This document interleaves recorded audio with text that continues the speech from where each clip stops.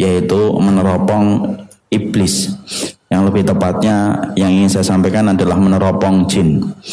Tentunya ini merupakan sebuah materi bagi yang memahami, kita tentunya bingung bagaimana kita akan meneropong jin.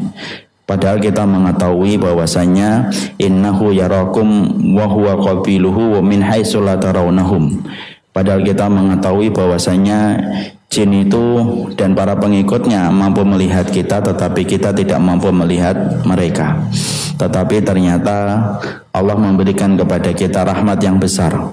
Allah menceritakan bagaimana jin itu walaupun kasat mata kita tidak mampu melihatnya, tetapi penjelasan detail itu Allah sampaikan di dalam kitab dan hadisnya. Ketika Allah menyampaikan tentang masalah jin, masalah syaitan, dan masalah iblis. Karena kita membicarakan satu bangsa, yaitu adalah jin. Dan sesungguhnya iblis itu merupakan satu makhluk yang berasal dari bangsa jin. Kayak Nabi Adam yang dia berasal dari bangsa manusia. Mungkin ini adalah tema yang akan kita kaji. Mungkin banyak di antara kita yang bertanya-tanya, apa pentingnya bagi kita untuk mengetahui tentang ini sampai kita menurunkan kajian dan tema yaitu meneropong jin ataupun meneropong iblis. Karena sesungguhnya kita faham bahwasanya Allah itu menyampaikan kepada kita di dalam surat Fatir ayat yang ke-6. Allah menyampaikan innasyaitana lakum aduwwun fattakhiduhu aduwwa. Di dalam surat Fatir ayat yang ke-6 Allah memberikan kepada kita sebuah informasi. Sesungguhnya syaitan itu bagi kalian itu adalah musuh. Maka jadikanlah syaitan itu adalah musuh. Di situ kita mendapatkan perintah bagaimana orang mukmin itu selalu salah satu tugas terbesarnya itu menjadikan syaitan itu adalah musuh. Dan menjadikan syaitan itu adalah musuh, maka kita dapat mengetahui kemenangan kita ketika kita paham musuh kita. Makanya ada salah satu orang yang paham strategi militer itu berkata, mengetahui musuh itu merupakan separuh dari kemenangan.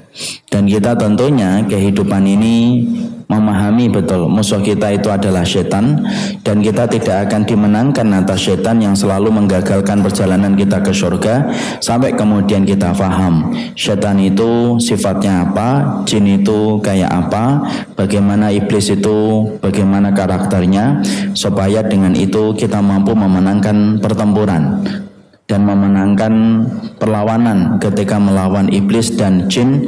Ketika Allah sudah memberikan mandat perintah kepada kita, jadikanlah setan itu adalah musuh, sebagaimana dalam surat Fatir ayat yang ke-6. Jadi apa yang kita sampaikan kalau dalam bahasa militer ini merupakan bagian dari strategi kita. Bagaimana memenangkan pertempuran, karena orang yang beriman tidak hanya diwajibkan untuk tahu siapa Nabi dan Rasulnya. Orang yang beriman tidak diwajibkan hanya tahu siapa itu malaikat. Orang yang beriman tidak hanya diwajibkan untuk mengetahui para sahabat Rasul, tapi dia diwajibkan untuk mengetahui bagaimana setan, asal-usulnya, karakternya, supaya kita memiliki informasi strategis tentang musuh kita, dan itu adalah setan yang mendapatkan laknat dari Allah Subhanahu wa taala. Jadi itulah yang menjadi alasan kita memilih judul kajian kita, yaitu meneropong jin, meneropong iblis. Itu merupakan bagian dari kunci kemenangan bagi orang yang beriman. Makanya kan mengherankan kalau ada orang yang beriman ditanya, siapa musuhmu? Setan. Tapi ternyata tidak paham tentang setan.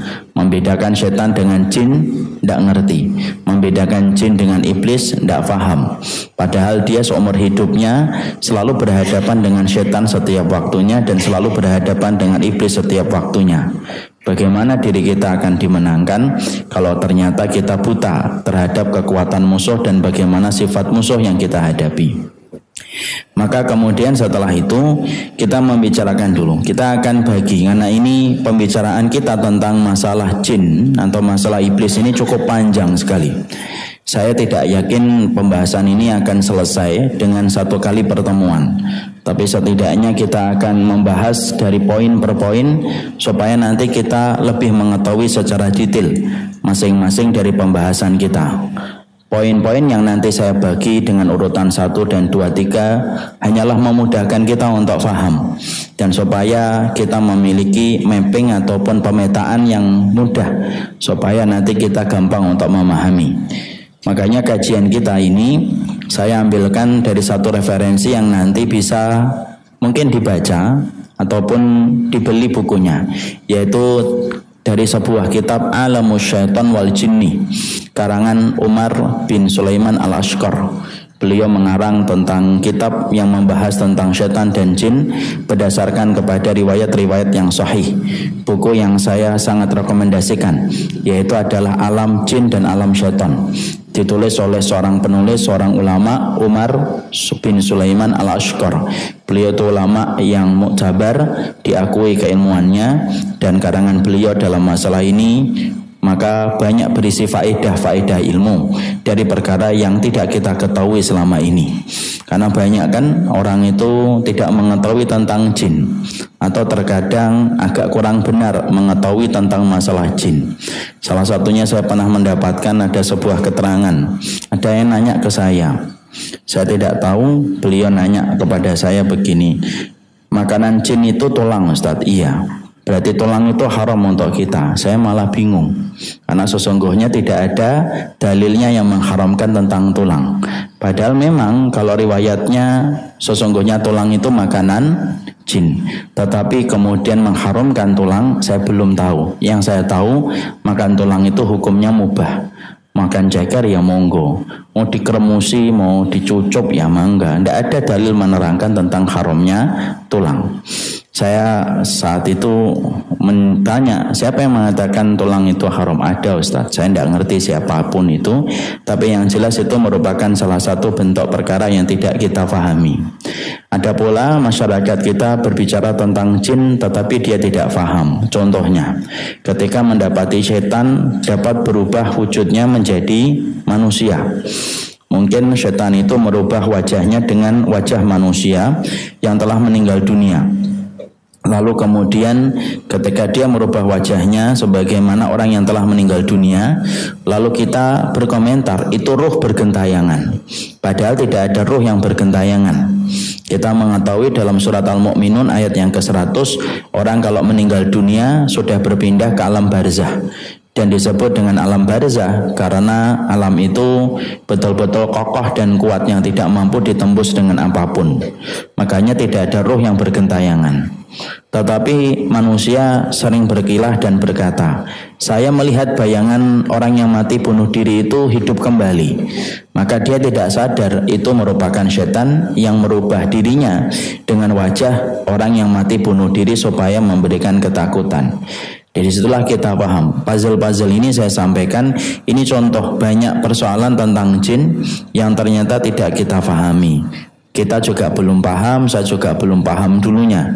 Tapi semoga kajian kita menyajikan menu kepada kita, rumpun ilmu tentang bagaimana kita mempelajari jin supaya informasi sepenting ini kita ketahui dan akhirnya kita mampu mengetahui bagaimana strategi mengalahkan musuh kita. Karena Allah sudah memberikan perintah dalam surat Fatir ayat yang ke-6, fattakhiduhu aduwa. Jadikanlah setan itu musuh. Ketika menjadikan setan itu musuh, ya betul-betul jadikan musuh dan harus paham.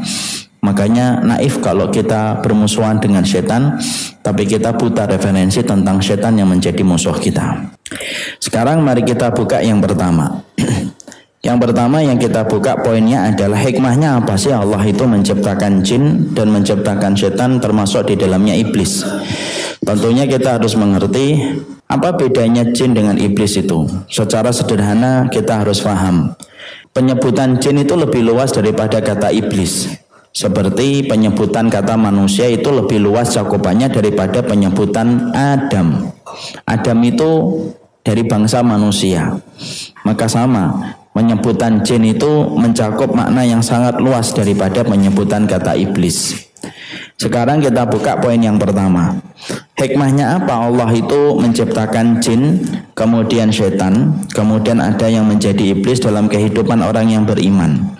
Karena kita mengetahui Allah itu menetapkan segala sesuatu pasti dengan hikmah, dan Allah tidak mungkin menetapkan satu perbuatan berlalu tanpa hikmah. Allah itu mensifati dirinya Al-Hakim, salah satunya Maha Hikmah, dan kita harus mengetahui setiap hikmah itu supaya menambah keimanan kita kepada Allah bertambah kuat dan bertambah sempurna. Maka Allah menyampaikan di dalam surat Al-An'am 112, wa kadzalika ja'alna likulli nabiyyin aduwan syayatinal insi wal jinni yuhi ba'dhum ila ba'dhin zukhrufal qawli ghurura.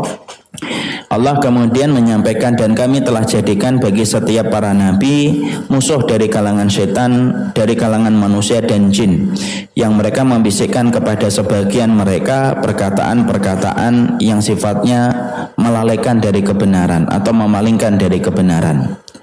Pada ayat ini Allah menyampaikan secara jelas, gamblang, bahwasanya Allah menciptakan musuh dari kalangan orang yang beriman. Dan musuh itu dari kalangan jin dan kalangan manusia yang senantiasa membisikkan satu bisikan supaya memalingkan kita dari jalan kebenaran yang telah ditetapkan oleh Allah. Maka Imam Ibnu Qayyim menerangkan, apa sih Allah itu menciptakan ini dalam kehidupan kita? Karena kita juga mendapati dalam satu doa yang sebagian besar dari kita menghafalnya. Ada doa yang selalu kita baca ketika kita melewati tempat-tempat yang menakutkan. Kita membaca a'udzu bikalimatillahi tammati min syarri ma khalaq. Sesungguhnya aku berlindung dengan kalimat Allah dari segala keburukan makhluk yang diciptakan. Kenapa Allah menciptakan makhluk yang buruk? Salah satunya adalah setan. Imam Ibnu Qayyim secara apik menyampaikan hikmah penciptaan jin, penciptaan setan dalam kehidupan manusia. Maka beliau mengatakan, sesungguhnya tujuan Allah menciptakan manusia adalah untuk memberikan ujian kepada manusia, itu adalah bagaimana mereka mampu beribadah yang terbaik. Khalaqal mauta wal hayata liyabluwakum ayyukum ahsanu amala. Dan seseorang itu tidak akan mampu diketahui ibadahnya secara yang terbaik kecuali dia memiliki musuh. Dan musuh itu Allah datangkan dari kalangan setan dan jin. Makanya ketika kita mendapati Allah menciptakan keburukan makhluk, di situ ada neraka, di situ ada jin, maka kita mengetahui hikmahnya. Allah menciptakan itu supaya akan terlihat siapa orang yang terbaik di dalam ibadahnya dan siapa orang yang apa adanya di dalam ibadahnya. Ketika akan diketahui siapa rivalnya dan siapa itu musuhnya. Makanya dengan kita mendapati ada jin dan kemudian ada setan dalam kehidupan kita, betul-betul menjadi ujian besar dalam kehidupan orang yang beriman, supaya Allah melihat siapa orang yang betul-betul bersungguh-sungguh pada agama yang ia yakini dan siapa yang bermain-main pada agama yang ia yakini. Makanya di situ hikmahnya, supaya Allah melihat siapa yang terbaik di dalam amal ibadah. Kalau kita boleh memikirkan dan membayangkan, Allah misalnya tidak menciptakan jin, maka akan sulit membedakan mana yang bersungguh-sungguh dalam ibadah dan mana yang tidak bersungguh-sungguh dalam ibadah. Karena mereka tidak memiliki musuh yang harus mereka kalahkan dengan segala kekuatan yang dimiliki oleh mereka. Tapi dengan adanya musuh, maka akan terlihat siapa yang bersungguh-sungguh mengalahkan musuh itu dan siapa yang tidak pernah berusaha mengalahkan musuh itu. Makanya itu yang menjadi salah satu hikmah kenapa Allah itu menciptakan jin tersebut. Yang kedua, dengan Allah menciptakan makhluk-makhluk yang buruk, selain itu akan menciptakan siapa yang terbaik dalam amal ibadahnya.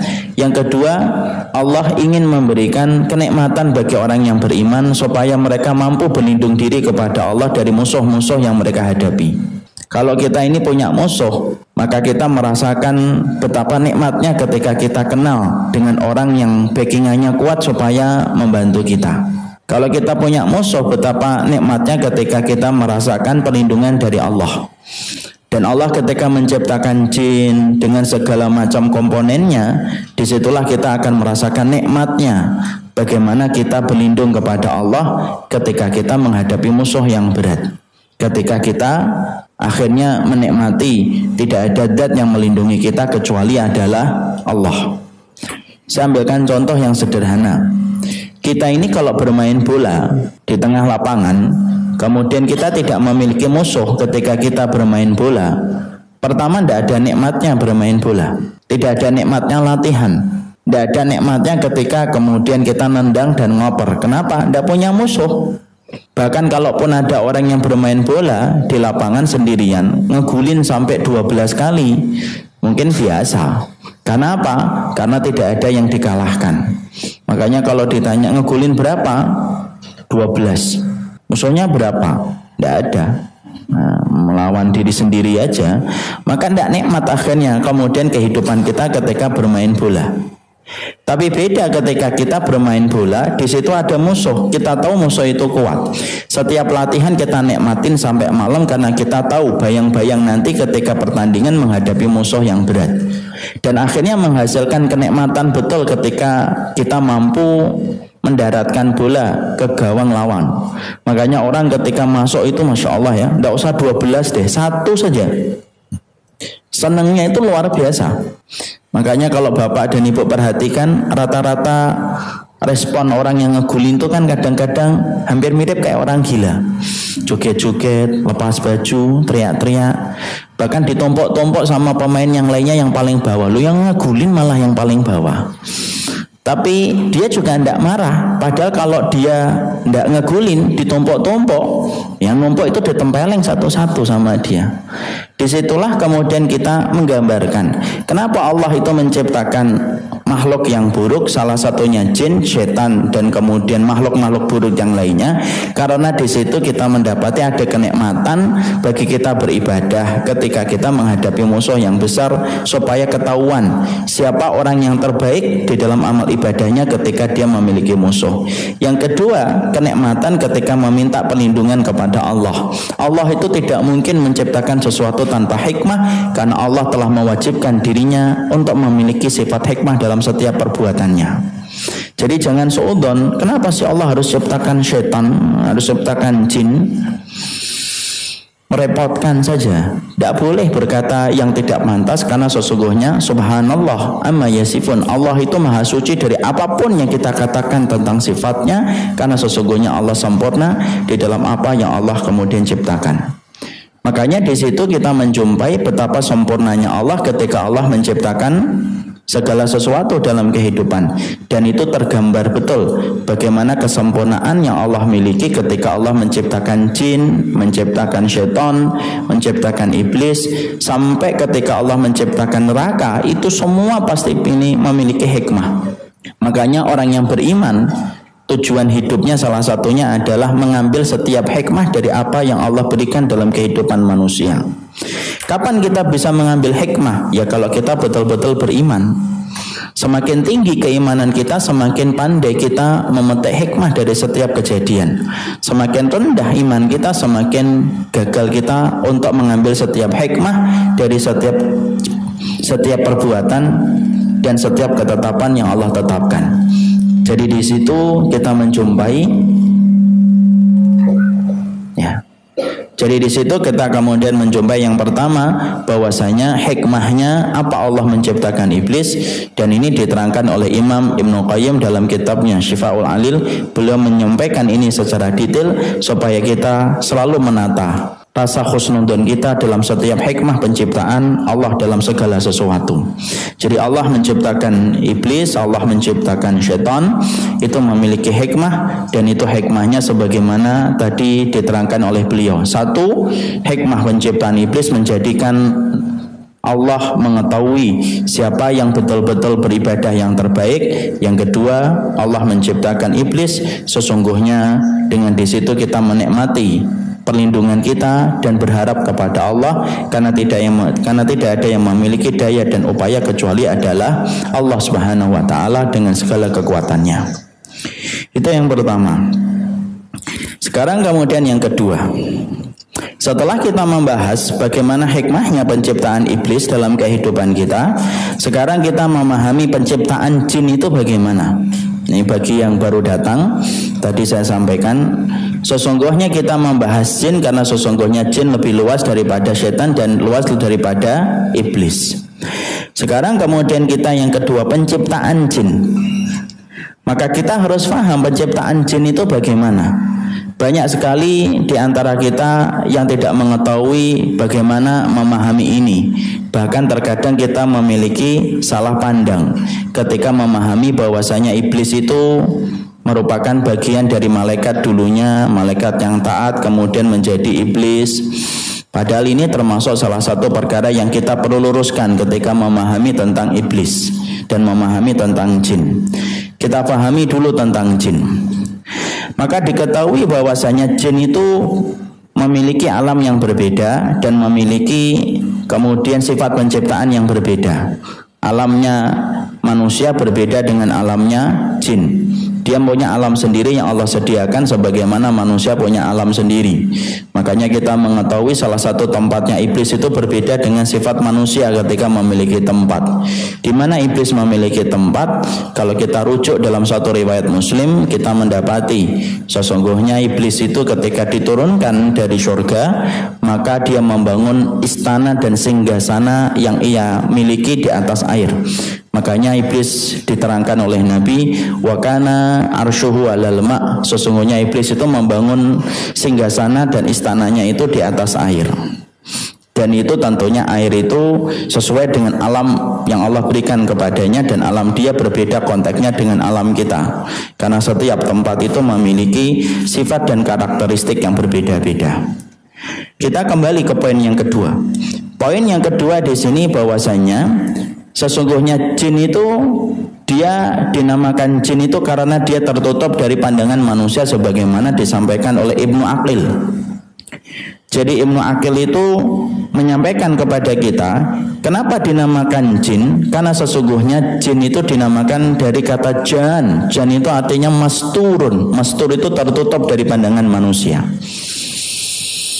Makanya kemudian tidak ada manusia yang dapat melihat jin. Makanya kemudian Allah sebutkan di dalam surat Al-A'raf ayat yang ke-27, innahu yarakum huwa wa qabiluhu min haitsu la tarawnahum.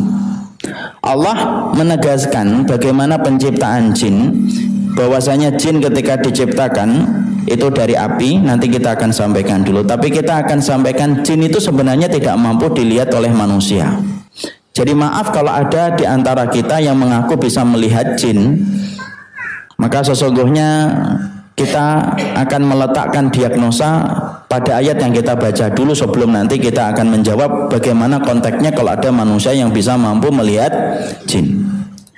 Karena sesungguhnya Allah kemudian menyampaikan dalam surat Al-A'raf begitu jelas ayat yang ke-27, innahu yarakum huwa wa qabiluhu.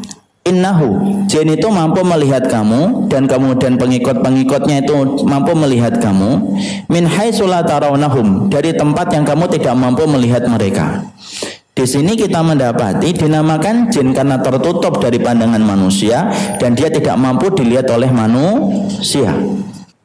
Makanya kita setelah membahas surat Al-A'raf 27 baru kemudian kita mengomentari sedikit bagaimana konteksnya kalau kita mendapati ada anak yang disampaikan, diterangkan sifatnya oleh orang tua mereka, anak saya bisa melihat jin, memiliki panca indera ke-6.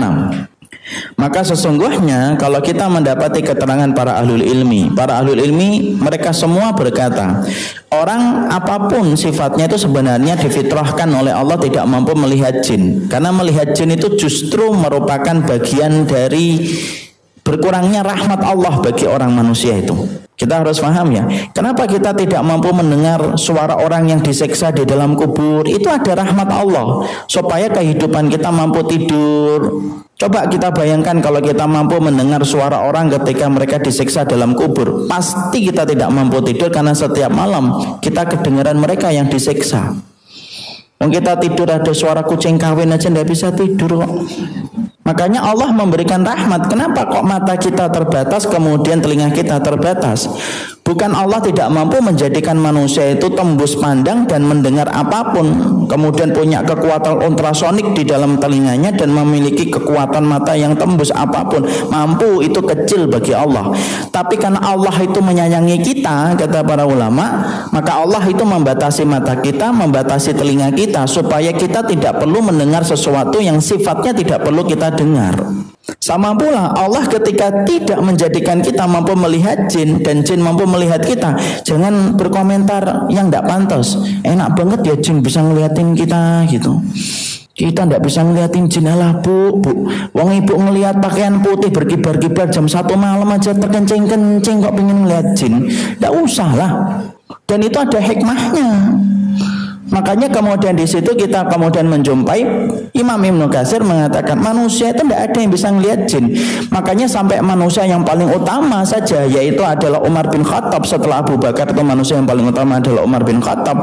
Dia ditakutin setan, tetapi beliau pun tidak tahu kalau beliau ditakutin setan. Wahai Umar, kamu itu kalau jalan di satu gang, setan itu bertemu kamu pada gang yang sama, maka dia akan memilih gang yang lain daripada berhadapan dengan dirimu, wahai Umar. Tapi apakah Umar tahu? Umar tidak tahu. Bagaimana Umar tahu? Rasul yang menyampaikan. Bagaimana Rasul menyampaikan? Allah yang memberikan ilmunya kepada Rasul dengan izinnya. Apakah semua persoalan jin Rasulullah tahu? Tidak. Mana di antara masalah jin yang Rasulullah itu tidak tahu ketika pada waktu jin itu ada di sekitarnya? Kita dengarkan dalam surat Al-Ahqaf. Dalam surat Al-Ahqaf 29, ketika kemudian Allah menyampaikan wa id sarafna ilaika nafaram minal jinni yastami'unal Qur'an falamma hadaruhu qalu ansitu walamma qudiya wallau ila qaumihim mundirin. Ketika kami kemudian tampakkan kepadamu sekelompok jin yang mendengar bacaan Qur'anmu, dan mereka ketika mendengar Rasulullah sedang membaca Al-Quran, maka kemudian mereka itu terdiam. Ketika Rasulullah sudah selesai membaca Al-Quran, mereka balik kepada kaumnya untuk memberikan peringatan. Rasul tidak tahu sampai Allah yang turunkan surat Al-Ahqaf ayat yang ke-29, dan itu barulah Rasulullah tahu kalau kemudian jin itu mendengar bacaan beliau. Tuh. Jadi Rasulullah melihat jin dalam beberapa perkara yang Allah berikan izinnya. Tapi tidak semua perkara itu Rasulullah itu melihat jin. Dan itu hanya Rasul. Para sahabat tidak ada yang mampu melihat jin. Makanya kita menjumpai bagaimana Abu Hurairah ketika menjaga Baitul Mal, maka kemudian beliau ketika menjaga Baitul Mal kemudian menangkap maling. Maling itu berontak-berontak ketika dibawa oleh Abu Hurairah ketika akan dihadapkan kepada Rasul. Maling itu berkata, saya ajarkan kamu suatu ilmu tapi tolong lepaskan saya. Abu Hurairah setuju. Kemudian maling itu berkata, kalau kamu mau tidur bacalah ayat kursi. Abu Hurairah senang mendapatkan ilmu karena Abu Hurairah dadanya itu penuh kecintaan dengan ilmu. Dilepaskan maling itu pagi harinya. Rasulullah berkata, apa yang terjadi pada waktu tadi malam Abu Hurairah? Ada maling yang menerobos Baitul Mal yang aku tangkap ya Rasulullah. Di mana? Aku lepaskan ya Rasul. Kemudian apa yang dia sampaikan kepadamu? Dia berkata, kalau kita mau tidur membaca ayat kursi. Kemudian Rasulullah mengatakan, shadaqaka wa huwa kadzub wa dzaka syaitan. Yang dia ucapkan benar walaupun dia makhluk pendusta, dan itu adalah syaitan. Di situ pun Abu Hurairah tidak tahu kalau itu adalah jin yang melampaui batas yang disebut dengan syaitan. Riwayat-riwayat ini, potongan dan puzzle-puzzle riwayat ini kemudian ingin kita sampaikan dalam poin yang kedua supaya kita faham ya. Orang yang beriman itu bukan berarti dia melihat jin, dan kalau melihat jin itu berarti makomnya sudah makom wali karena mampu melihat jin. Justru tidak ada. Makanya kemudian kita rujuk kalau ada anak kecil kemudian mampu melihat jin dan kemudian disinyalir bahwasanya dia punya panca indera yang keenam, indigo, maaf, kemungkinan besar dia ada jin di dalam tubuhnya, entah itu diwariskan oleh orang sebelumnya, oleh anggota keluarganya, sampai kemudian dia mampu melihat jin itu, dan jin itulah yang memperlihatkan matanya untuk melihat bangsanya, sampai akhirnya kelihatan jin ini, jin itu, jin sana, dan itu yang kemudian kita diagnosa semacam itu. Makanya alangkah tepatnya, walaupun saya tidak mengerti secara tepat tentang masalah ini, tapi masalah ini sempat saya bicarakan dengan beberapa ustadz yang memiliki pengalaman dalam ruqyah dan mereka memberikan jawaban yang sama. Makanya disarankan kalau kita sudah melihat ada sesuatu, sering melihat pandangan-pandangan yang tidak semestinya, maka lebih baik meruqyah diri kita segera. Kemudian kalau tidak mampu, kita meminta untuk diruqyah supaya mampu mengusir sesuatu makhluk yang ada di dalam tubuh kita yang tidak kita sadari. Tapi dari surat Al-A'raf ayat yang ke-27 akhirnya kita paham manusia itu tidak mungkin ngelihat jin. Jadi maaf ya kalau dulu ada acara, kemudian orang, kemudian seakan-akan begini, kemudian dimasukkan ke apa itu botol gitu, itu produk hoax gitu ya, dan Anda telah menjadi korbannya.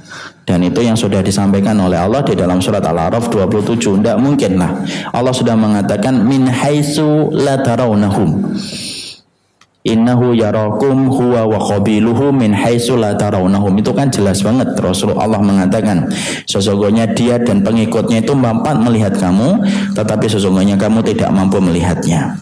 Ya, jadi tidak ada manusia yang melihat jin. Jadi kalau tiba-tiba kita ditakdirkan melihat jin, maka sesungguhnya itu mungkin hasil dari imajinasi kita. Makanya setiap bangsa itu ketika mensifati dan mendeskripsikan tentang setan kan beda-beda setiap bangsa. Kalau kemudian Eropa pakai jas, kulitnya putih, giginya runcing, elegan betul, orang kaya-kaya, bangsawan tinggi. Itu kalau Eropa. Kalau Indonesia ya sesuai dengan karakternya, ngesot ya, lompat-lompat. Itu sesuai dengan bayangannya sebenarnya. Kemudian Cina beda lagi. Cina kemudian apa? Lompat-lompat dia. Kemudian berhentinya kalau ada kertas kuning. Nah, kemudian kalau sudah ditempel kertas kuning berhenti dia. Itu hasil imajinasi manusia. Makanya jangan ngikutin prasangka. Makanya kenapa agama ini dibangun atas dalil, karena Allah tidak ingin manusia itu suka ngikutin prasangka. Ya, inna ba'dadhan, sesungguhnya sebagian dari prasangka itu dosa, karena sesungguhnya prasangka itu menjauhkan kita dari konsep kebenaran yang disampaikan oleh Allah. Dari situlah kita paham, ketika kita mendapati setiap bangsa kemudian mendeskripsikan kemudian setan itu beda-beda, di situ kita sudah tahu berarti itu salah sebenarnya. Kalau kita tahun 90-an mendeskripsikan setan itu malah lebih sadis lagi, yaitu adalah kemudian kayak misalkan mendapati ada sinetron jembatan Manis jembatan Ancol pakai rok mini, coba ada yang jadi bencong, ya kan? Ngapain sudah mati pakai rok mini? Apa ndak puas apa pakai rok mini ketika hidup, sampai pakai rok mini lagi ketika mati. Kemudian ada yang jadi bencong, kayak nggak ada alam pertanggungjawaban itu. Hati-hati loh, membuat film kayak gitu tanggung jawabnya besar. Kenapa? Dunia gaib adalah dunianya yang sudah diminta oleh Allah hisabnya. Setiap kita membuat apapun berkaitan tentang perkara gaib, karena perkara gaib itu rukun iman, itu tidak main-main. Setiap rukun tidak boleh bicara kecuali dengan dalil. Membuat satu asumsi, membuat sebuah teori, entah itu didokumentasikan dalam bentuk film ataupun dia sampaikan, perkara gaib tidak pakai ilmu. Maka sesungguhnya Allah paling benci setiap manusia yang mereka sudah berbicara tanpa ilmu. Nah, disitulah kita kemudian mendapatkan bagaimana penciptaan jin itu. Kita harus paham sifatnya jin itu tidak mampu terlihat. Jadi tidak perlu nanya nanti apa doanya Ustaz supaya mampu melihat jin. Tidak usahlah, malah tidak bisa tidur kita nanti. Ya, melihat putih-putih berkibar-kibar jam 1 aja sudah terkencing-kencing. Maka disebutkan jin itu diciptakan dari api. Ini berbeda dengan penciptaan malaikat. Makanya nanti kita akan membahas apakah iblis itu betul dia itu dulunya adalah malaikat yang kemudian membangkang kemudian menjadi iblis. Itu termasuk di antara bagian dari teropong kita, nanti kita akan bahas. Karena itu termasuk salah satu perkara yang banyak dibahas dalam kitab tafsir. Apakah betul bahwasanya iblis itu dari kalangan malaikat? Padahal kita paham dua-duanya memiliki sifat penciptaan yang berbeda. Sifat penciptaan malaikat nur dari cahaya, dan sifat penciptaan iblis itu dari kemudian api. Dan kita tadi paham ya, iblis itu bangsanya adalah bangsa jin. Ya, bagaimana kalau penyebutan, apa sih penyebutan jin dan iblis itu? Kayak penyebutan Adam dan manusia. Adam itu manusia. Bangsa manusia itu salah satunya Adam. Maka kemudian jin itu salah satu produknya jin itu, bangsa jin itu apa? Yaitu adalah iblis. Allah kemudian menyebutkan di dalam surat Ar-Rahman, ketika Allah menciptakan surat Ar-Rahman, ketika Allah berfirman pada surat Ar-Rahman ayat yang ke-15, wa khalaqal janna mim marijim min narin, dan dia itu menciptakan jin itu dari nyala api. Jadi Allah itu ketika menciptakan jin, Allah menciptakan jin dari nyala api. Disitulah Allah kemudian menciptakan.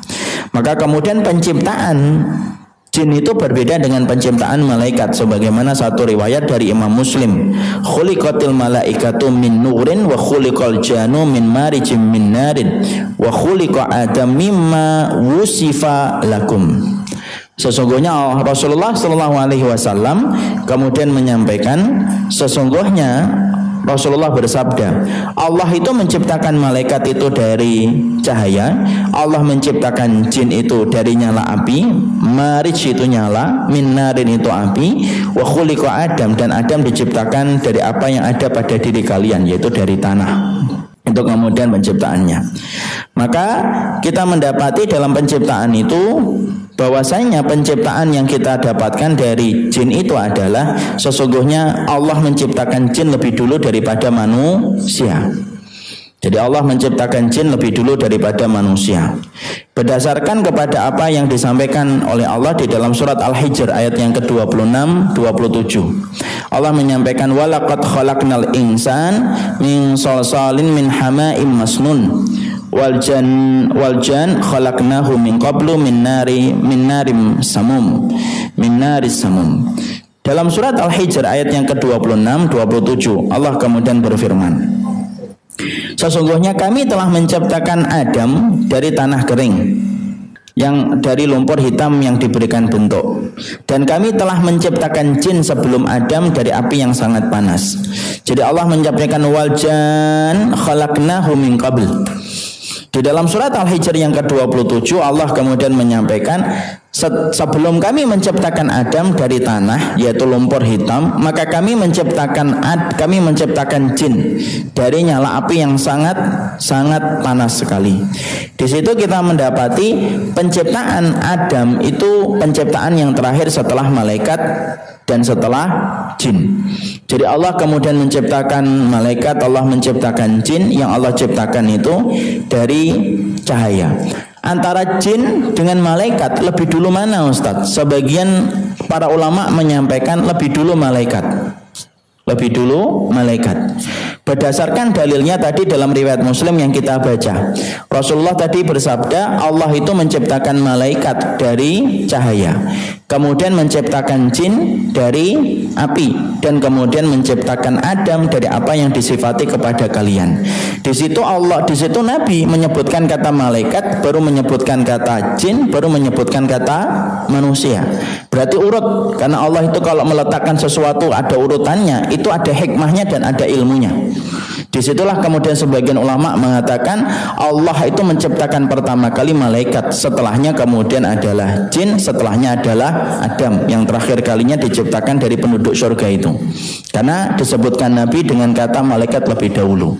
Sama kayak contohnya kayak dalil gini, Allah itu kalau menceritakan bayi, maka Allah itu menceritakan setiap bayi yang baru lahir, maka Allah itu menyampaikan, akhrajakum min butuni ummahatikum la ta'lamuna syai'an wa ja'ala lakumus sam'a wal absara wal afidah la'allakum tashkurun. Contoh ini cara memahami dalil. Ketika Allah menyampaikan tentang manusia ketika dikeluarkan dari perut ibu kalian, dalam keadaan kalian tidak tahu apa-apa, kemudian Allah menciptakan pendengaran, penglihatan, dan hati. Di situ kita mendapati Allah menyebutkan kata pendengaran dulu. Kenapa Allah menyebutkan kata pendengaran lebih dulu daripada kata penglihatan, dan penglihatan lebih dulu daripada kata hati? Karena Allah mengaktifasi organ manusia, janin itu pertama kali pendengaran. Makanya bayi itu yang pertama kali aktif ketika lahir itu apanya? Pendengaran dulu. Setelah beberapa bulan baru kemudian matanya. Setelah beberapa bulan baru hati, setelah beberapa tahun baru kemudian hatinya. Disebutkan kata pendengaran dulu karena di situ ada aktivasi yang pertama kali. Sama, di sini kita mendapati bahwasanya di antara tiga makhluk ada malaikat, ada jin, ada kemudian manusia. Disebutkan malaikat dulu. Makanya kemudian kalau ada yang mengatakan bahwasanya malaikat itu datang dari kalangan jin, sebenarnya pendapat ini pendapat yang lemah. Walaupun memang kita tidak menafikan, di kitab-kitab tafsir banyak sekali yang menyebutkan bahwasanya iblis itu dari kalangan malaikat yang dulunya ahli ibadah, kemudian dia terjatuh dalam kesalahan, lalu kemudian dia menjadi iblis dan tidak mau bersujud kepada Adam. Para ulama lalu menyebutkan kelemahan tentang pendapat ini. Pertama, sesungguhnya penciptaan jin dan penciptaan malaikat itu sudah berbeda. Yang kedua, urutan dalam menciptakan malaikat dan jin itu berbeda. Allah menciptakan malaikat dulu. Bagaimana iblis dinisbatkan kepada malaikat, iblis datang dari kalangan jin, tetapi dinisbatkan kepada malaikat dan dikatakan dia malaikat yang dulunya taat kepada Allah. Itu yang kedua, lemah. Yang ketiga, sesungguhnya sifatnya malaikat itu dikatakan oleh Allah di dalam ayatnya, la ya'sunallaha ma amarahum wa yaf'aluna ma yu'marun. Allah itu ketika memberikan sifat kepada malaikat, Allah menyampaikan malaikat itu tidak pernah bermaksiat kepada perintahku dan melaksanakan setiap apa yang diperintahkan kepada mereka. Lah kalau Allah mendapati kalau ternyata ada malaikat yang pernah membantah Allah, berarti ayat ini batal dengan adanya pembangkangan satu malaikat kepada perintah Allah. Dan itu merupakan lemahnya pendapat yang mengatakan iblis itu datang dari kalangan jin, datang dari kalangan malaikat. Kelemahan yang keempat yang mengatakan bahwasanya iblis itu datang dari kalangan malaikat itu adalah, yaitu yang keempat, rata-rata riwayat yang menceritakan tentang iblis bahwasanya dia datang dari kalangan malaikat itu ternyata riwayatnya riwayat Israiliyat. Riwayat Israiliyat itu adalah riwayat-riwayat yang datang sebelum Rasulullah Shallallahu Alaihi Wasallam diutus menjadi Rasul. Sikap Ahlussunnah ketika menyikapi riwayat Israiliyat itu satu, tawakuf, tidak membenarkan, tidak mendustakan. Sudah, tidak bisa dijadikan hujah, tidak bisa dijadikan hujah selama tidak ada dalil yang membenarkan dari perkataan Rasul. Tapi kalau ada riwayat Israiliyat kemudian masuk ke dalam kehidupan kita, kehidupan umatnya Nabi, kok ternyata ada dalil yang menguatkan, baru dipakai riwayat Israiliyat itu. Dan banyak sekali terkadang kita jumpai riwayat Israiliyat. Contohnya riwayat Israiliyat itu apa? Banyak betul. Contohnya ada yang mengatakan dulu itu kapalnya Nabi Nuh itu berputar di Ka'bah 7 kali. Itu riwayat-riwayat Israiliyat. Kemudian ketika masuk itu dulu bahwasanya ketika masuk itu hewan-hewan yang masuk ke kapalnya Nabi Nuh itu begini, itu riwayat Israiliyat. Semua riwayat Israiliyat yang datang dari sebelum Rasulullah diutus menjadi Rasul sifatnya tawakuf. Tawakuf itu diam, tidak membenarkan, tidak mendustakan. Kapan membenarkan? Ketika riwayat itu sesuai dengan dalil yang disampaikan Rasul. Riwayat yang mengatakan bahwasanya malaikat itu merupakan bangsanya iblis ketika sebelum dia menjadi iblis, itu riwayatnya rata-rata Israiliyat yang tidak bisa dipertanggungjawabkan. Intinya apa Ustaz? Intinya iblis bukan datang dari malaikat, tapi iblis itu dari bangsa jin yang berbeda dengan bangsa malaikat yang diciptakan dari cahaya. Maka kemudian di situ lalu kemudian disampaikan bahwasanya jin itu diciptakan oleh Allah, kemudian diciptakan oleh Allah lebih dulu daripada manusia. Baru setelah itu diciptakanlah kemudian yaitu manusia, sampai kemudian terjadilah sebuah perintah, wa id qulna lil malaikati isjudu li adama fasajadu illa iblis.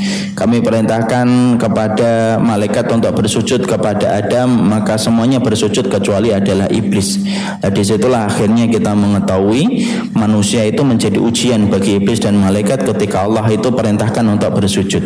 Nah, sekarang saya sampaikan, ada orang sekuler yang bilang peristiwa menolaknya iblis itu, ini diucapkan salah satu tokoh sekuler Indonesia tapi sudah mati.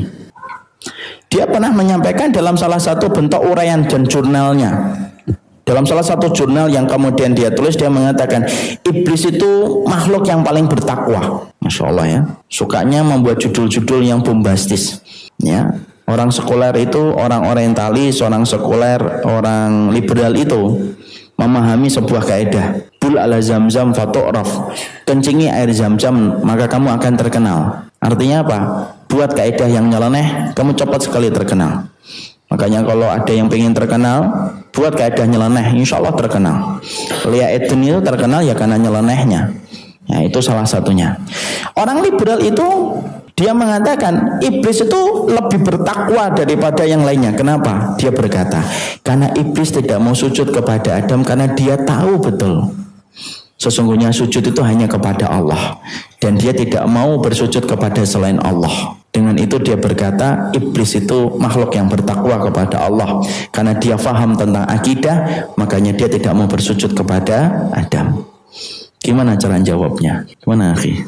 Antum jawabnya jangan ya semoga Allah memberikan hidayah. Itu selesai. Cara menjawabnya gimana? Gimana Pak jawabnya Pak?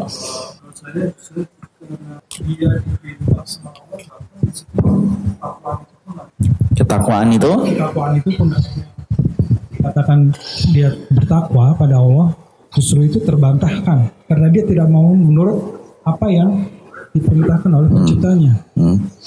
Iya, hampir sama tapi belum.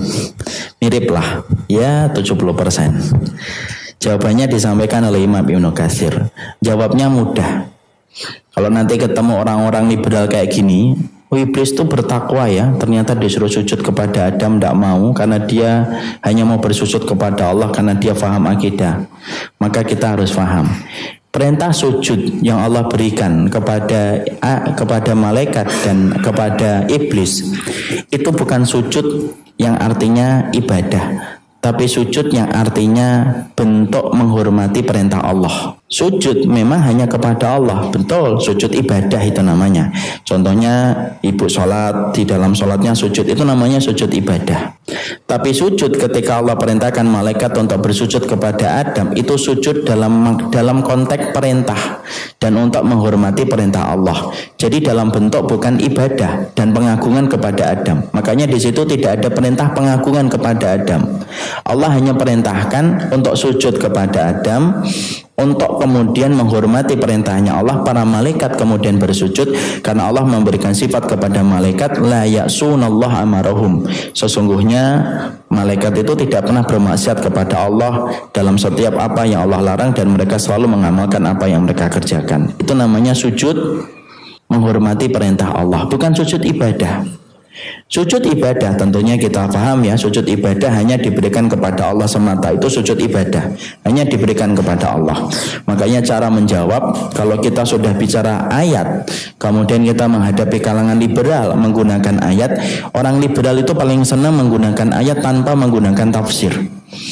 Makanya kemudian mereka mencomot satu ayat yang sesuai dengan keinginan mereka, kemudian dipaksakan ayat itu untuk membenarkan prasangka mereka dan pendapat mereka. Makanya sampai orang homo aja dicarikan dalilnya kan.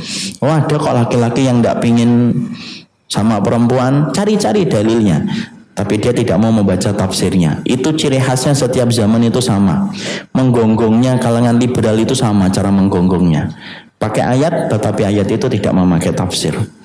Makanya ini sebuah tagline yang penting, bahwasanya di antara penyimpangan di dalam Islam itu bukan karena tidak punya dalil tetapi tidak mau memakai tafsir sebagaimana yang disampaikan oleh sahabat dan disampaikan para ulama.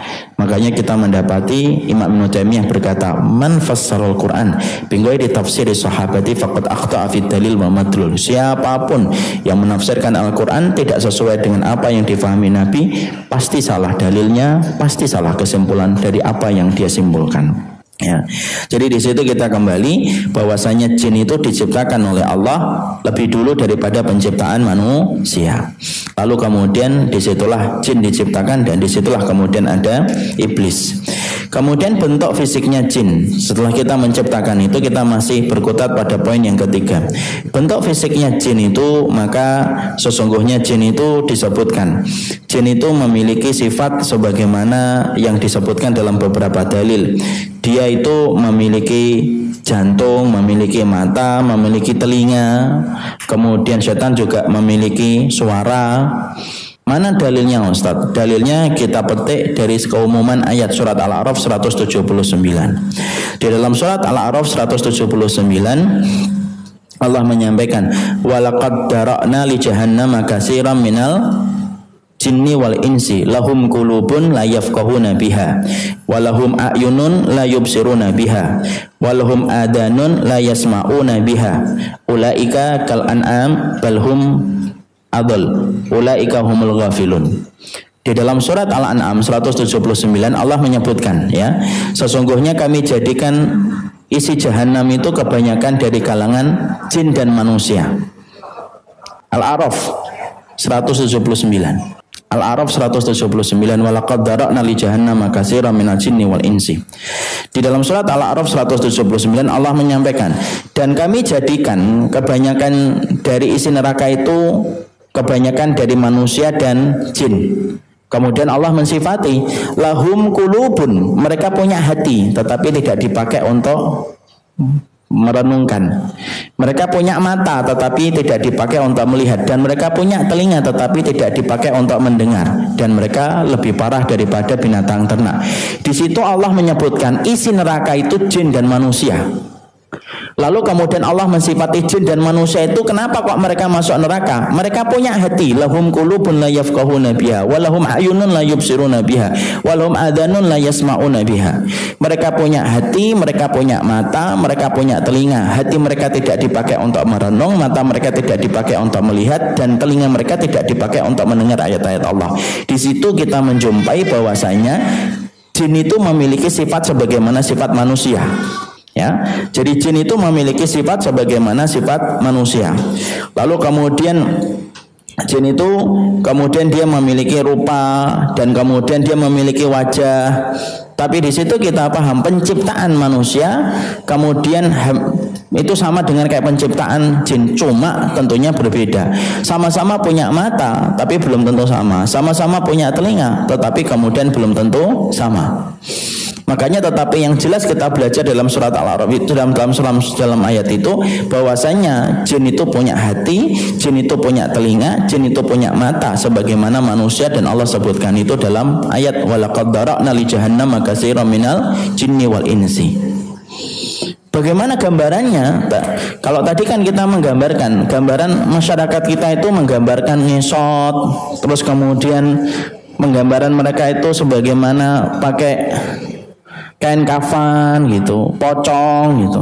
Gambaran setan yang benar itu gimana sih? Setelah kita mengetahui bahwasanya penciptaan jin itu semacam itu, maka kemudian kita belajar di situ ternyata jin itu kemudian ternyata disampaikan oleh Nabi memiliki tanduk. Jadi selain punya mata, selain kemudian punya telinga, dia punya tanduk. Makanya kemudian kita menjumpai hadis Rasulullah dalam riwayat Ibnu Umar. La taharrau bi salatikum tulu'is syamsi wala ghurubiha fa innaha tatlu'u bi qarnai syaiton. Janganlah kalian itu melaksanakan salat ketika matahari terbit ataupun ketika tenggelam, karena pada saat itu munculnya dua tanduk setan. Berarti penggambaran bahwasanya punya tanduk itu memang betul-betul ada. Itu benar penggambaran itu. Ya, jadi kalau kita melihat ada beberapa orang yang kemudian orang-orang kafir ada yang gambar gitu, sampai kan kita mendapati sampai pengikut-pengikut setan dari kalangan manusia itu, saya pernah menjumpai orang yang operasi plastik supaya dirinya mirip dengan gambaran setan yang dia inginkan. Di sini dibuat kayak benjolan dua, ya, kemudian giginya dibuat runcing. Kalau masalah gigi tidak diterangkan oleh Allah, tidak diterangkan oleh Nabi, tapi yang diterangkan bahwasanya iblis itu memiliki tanduk, dan tanduknya itu adalah tanduk dua. Maka kemudian kita dapati dalam salah satu riwayat lain bahwasanya Rasulullah mengatakan idza tala'a hajibus syams fada'u as-salata hatta tabzaz. Jika matahari terbit tinggalkanlah salat sampai terangnya matahari. Jika matahari mulai tenggelam, tinggalkanlah sholat sampai betul-betul tenggelam. Janganlah kalian itu sengaja sholat ketika matahari terbit dan ketika matahari tenggelam, karena pada waktu itu munculnya dua tanduk setan. Makanya kalau kita sholat syuruk, jangan tepat ketika pas muncul Makanya para ulama itu menyampaikan sholat syuruk itu ditunggu dulu 10 menit gitu, 15 menit. Karena tidak boleh kita sholat ketika pas matahari terbit. Kan ada hadisnya Ustaz. Ya memang betul ada hadisnya dalam riwayat Tirmidzi. Yaitu adalah man sholal ghadati fi jama'atin summa qa'ada yadhkurullaha hatta tatlu'a fihi syams summa sholat raka'ataini kutiba lahu ka'ajri umratin tamah. Barang siapa yang sholat subuh secara sempurna, lalu kemudian dia duduk berzikir sampai matahari terbit, kemudian dia bangkit sholat 2 rakaat, dia mendapatkan pahala sebagaimana orang yang melaksanakan umrah. Betul, tapi teknis pelaksanaannya bukan tepat ketika matahari terbit, karena hadis riwayat Tirmidzi itu disambungkan dengan hadis Ibnu Umar. Makanya kapan? Ditunggu 10 menit, 15 menit, tunggu 10 menit ketika matahari sudah betul-betul muncul, bukan pas ketika lagi terbit baru kemudian sholat.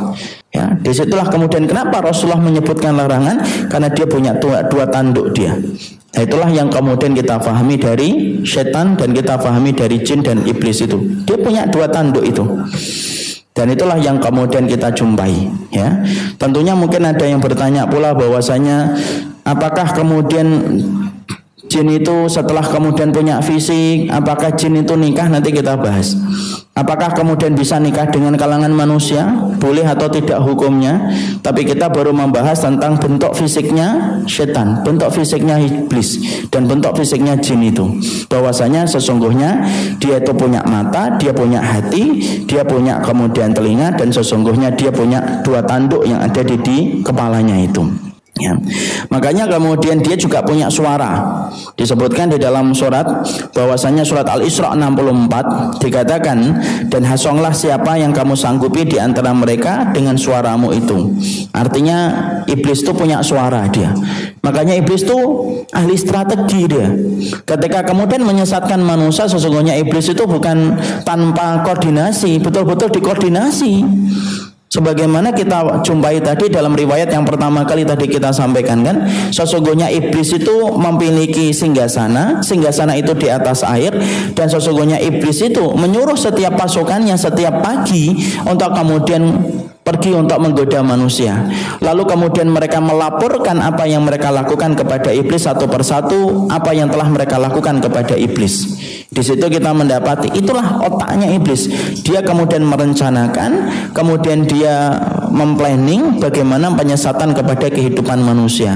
Bukan sesuatu yang kita anggap mereka berjalan secara alami, ngalir, gangguin orang, enggak. Mereka terkoordinasi satu dengan yang lainnya.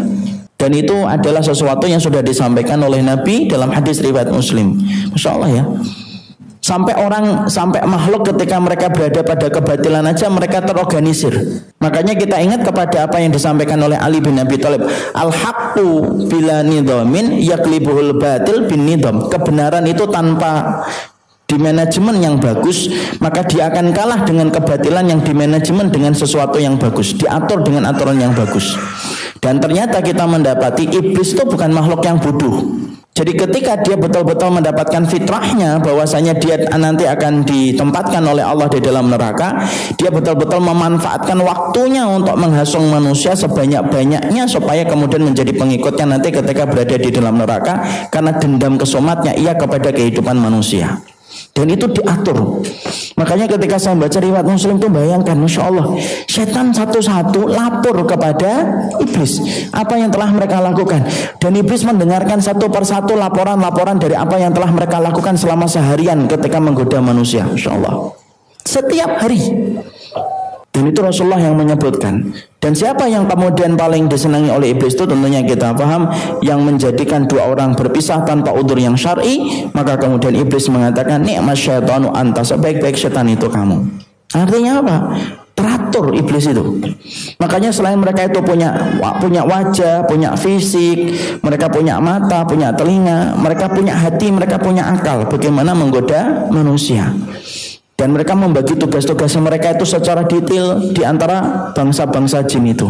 Mungkin ada yang bertanya, apa bedanya jin dengan setan, Ustaz? Jin dengan setan dengan iblis itu bedanya, sesungguhnya persamaannya semuanya itu dari kalangan jin. Jin itu bangsanya. Adapun setan itu adalah kata sifat. Syaitan itu adalah kata sifat dari kata syatona yashtunu, artinya adalah ba'udah. Jadi yang dinamakan syaitan itu kata sifat. Jadi kalau kemudian jin ngikutin iblis, maka kemudian disebut dengan syaitan. Jin ketika dia ngikutin, yaitu adalah iblis, namanya adalah kemudian syaitan. Makanya syaitan itu bukan hanya disifatkan dan dinisbatkan kepada jin saja, bahkan kepada manusia pun dinisbatkan kepada nama syaitan. Wa idza khalau ila syayatinihim, Allah mensifati orang munafik itu kalau balik kepada kelompoknya. Kelompoknya orang munafik disebut oleh Allah di dalam surat Al-Baqarah kata-katanya apa? Setan. Karena manusia pun bisa disebut dengan kata setan. Makanya kalau ada seorang ibu-ibu marah gitu, ngomong anak setan gitu, nah, itu betul. Cuma ibunya berarti yang setan ya. Cuma kemudian perkataan itu betul. Makanya pernah dalam satu riwayat disebutkan dalam kitab bagaimana Umar bin Khattab ketika naik keledai, tiba-tiba keledainya itu berhenti, tidak mau maju, tidak mau mundur, dan betul-betul tidak bisa dikendalikan keledai yang dinaikin oleh Umar. Umar mengatakan, syaitonun anti, kamu ini setan. Jadi setan itu kata sifat, jin itu bangsanya. Jin yang mengikuti iblis namanya setan, dan kemudian dia akan terikat dengan segala pekerjaan-pekerjaan yang kemudian dimiliki oleh iblis, yang kemudian diberikan oleh iblis. Ada jin yang beriman, ada jin yang beriman. Jin yang beriman tidak bisa disebut dengan setan. Makanya kemudian kita menjumpai di dalam surat Al-Ahqaf yang tadi kita surat Al-Ahqaf 29. Jin itu ada yang menjadi dai. Mari kita buka surat Al-Ahqaf. Surat Al-Ahqaf 29, tolong dibuka. Al-Ahqaf dibuka ya, Al-Ahqaf surat 46 dibuka ayat yang 29, 30, 31, 32 untuk membedakan antara jin dengan syaitan dan membedakan syaitan dengan iblis. Sudah? Tolong Bapak dibaca. Bapak sudah ketemu? Dibaca.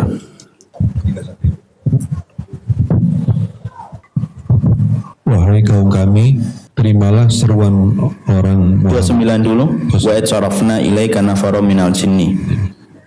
Dan ingatlah ketika kami hadapkan kepadamu Muhammad serombongan jin yang mendengarkan bacaan Al-Quran, maka ketika mereka menghadiri pembacaannya, mereka berkata, diamlah kamu untuk mendengarkannya. Maka ketika telah selesai, mereka kembali kepada kaumnya untuk memberi peringatan. Teruskan. Mereka berkata, wahai kaum kami, sungguh kami telah mendengarkan kitab Al-Quran yang diturunkan setelah Musa, membenarkan kitab-kitab yang datang sebelumnya, membimbing kepada kebenaran dan kepada jalan yang lurus. Wahai kaum kami, terimalah seruan orang Muhammad yang menyeru kepada Allah dan berimanlah kepadanya, niscaya dia akan mengampuni dosa-dosamu dan melepaskan kamu dari azab yang pedih. Ya, di situ kemudian kita mendapati secara jelas bahwasanya jin itu ada yang beriman kepada Allah, bahkan kemudian mereka mendengarkan bacaan Rasulullah ketika membaca Al-Quran. Bahkan di situ kita mendapati pula bahwasanya jin itu ada yang menjadi dai dan mubalik yang menyampaikan kalimat-kalimat Allah. Berarti apa yang ada dan beredar dalam kehidupan kita sebenarnya berlaku pula pada kehidupan jin.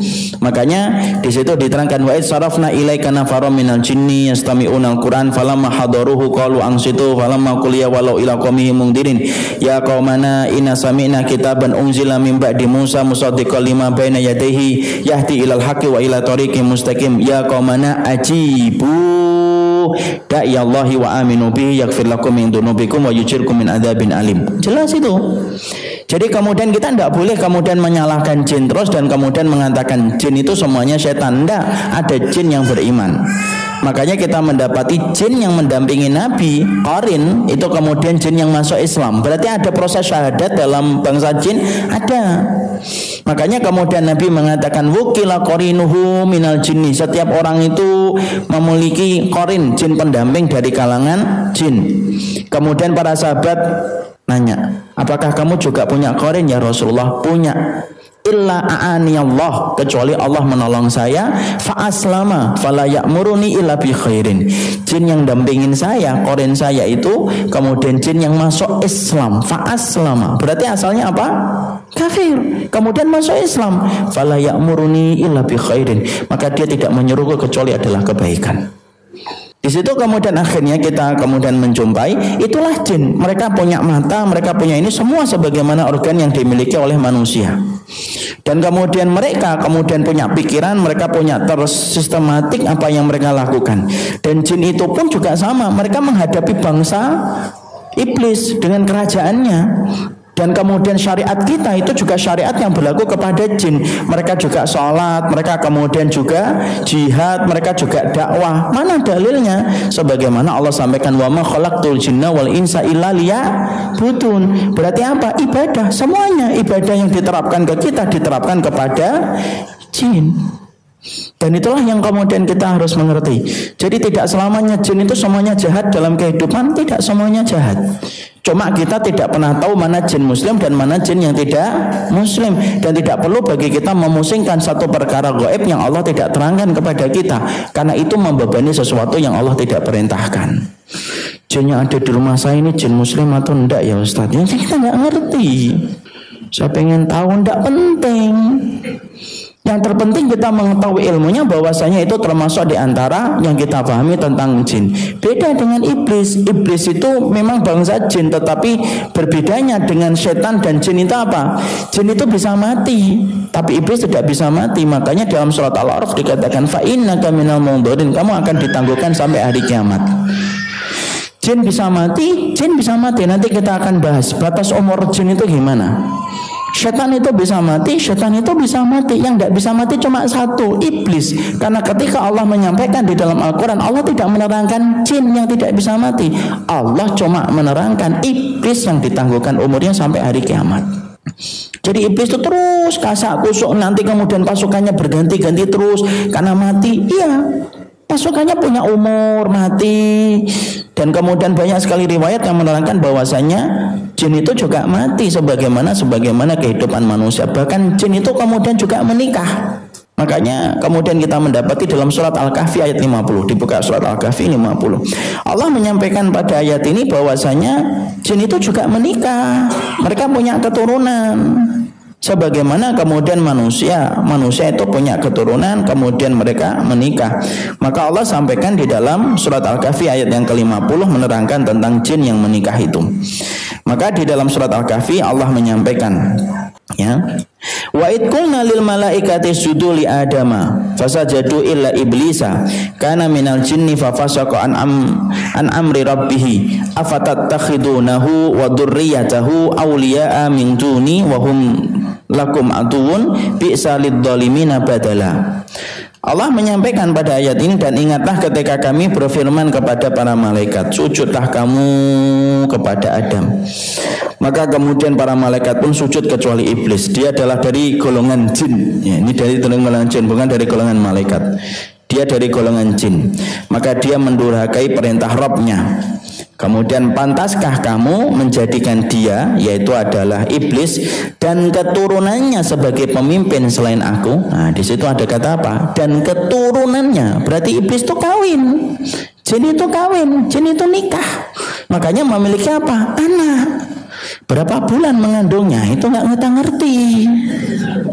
Tapi dia punya keturunan.